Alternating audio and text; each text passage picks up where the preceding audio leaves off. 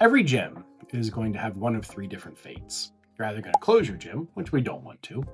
You're going to pass your gym through your estate, which in the fitness industry, we don't really pass businesses on to our family from generation to generation. Or you're going to sell your gym, which is the most likely outcome of your gym in the long run. Whenever we're talking about selling our gym, it's much more difficult than just me turning around and handing you keys and you turning around and handing me money. There's a lot of legal steps that go in play if we're going to sell the gym legitimately. Usually in the gym industry, we're going to do an asset sale versus a stock sale. That simply means that you're selling the assets of, say, your corporation or your LLC. You're not actually selling the corporation or the LLC. We have three primary assets. You have your tangible equipment, all of the, your weights and everything that make up your gym. You have your intangible membership agreements, your accounts receivables, and you have your intangible, if the buyer wants, your branded name. Say your CrossFit name or the name that you've built this brand around for the last 5, 8, 10 years. When we go to start the selling process, we're going to go through a bunch of different steps before we get to the ultimate conclusion, which is the closing. The first thing you're going to want to do is figure out how much your gym is worth. What is its value? If you put this thing out on the fair market, what can you actually expect to have somebody pay you for it? Is it $100,000? Is it $300,000? Is it $1.5 million? Do you even know? Do you have an idea? Do you understand its value? Once we know how much it's worth, you're then going to have to find that buyer. If your gym is north of, say, $750,000, $800,000, $1 million, you can usually look for somebody who's going to be an investor in your business. They don't want to buy a job. They don't want to buy something they have to run. They just want to buy a business that they can add to their book of business that has value that's going to help them grow their net worth. When we're south of that, like $600,000, $500,000 range, it usually means the owner is still pretty involved in the gym. And so we're going to have your primary buyer there is going to be somebody within your gym nexus currently. 9 times out of 10, it's going to be one of your employees, contractors, or other coaches. You're going to kind of pass the baton on to them to take over ownership and continue to grow this thing.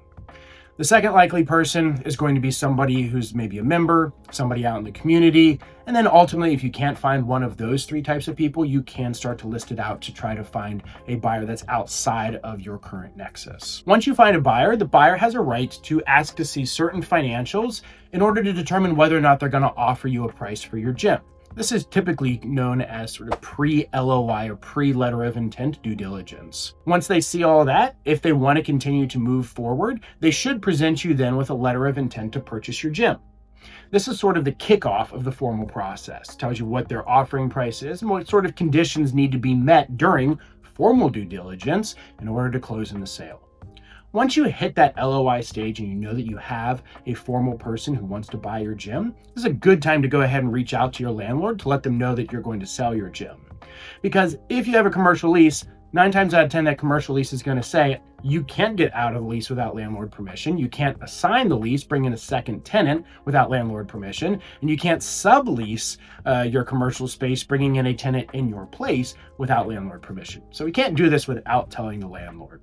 LOI is signed, you enter into that formal due diligence. This is the buyer's opportunity to dig deep, get their hands dirty, and look at everything under the hood of your gym. Could be deeper dive in your financials, could be looking at your client management software, could be negotiating that commercial lease, everything that the buyer needs to do in order to feel comfortable closing. If you get through formal due diligence, the buyer should then be presenting you with purchase paperwork.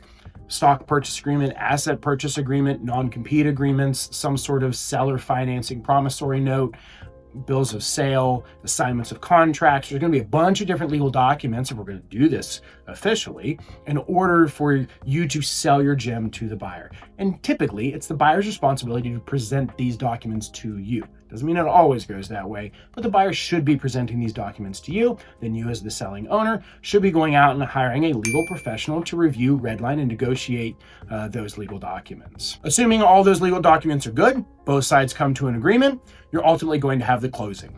This is when you should, right before closing, notify your members. We don't want to notify your members way back, say at the LOI stage or before, because some members are going to start to get cold feet if you're really heavily involved in your gym, and they may start to cancel their memberships, which is going to bring down the value of your gym. So you tell them at the last moment, right before you get ready to close.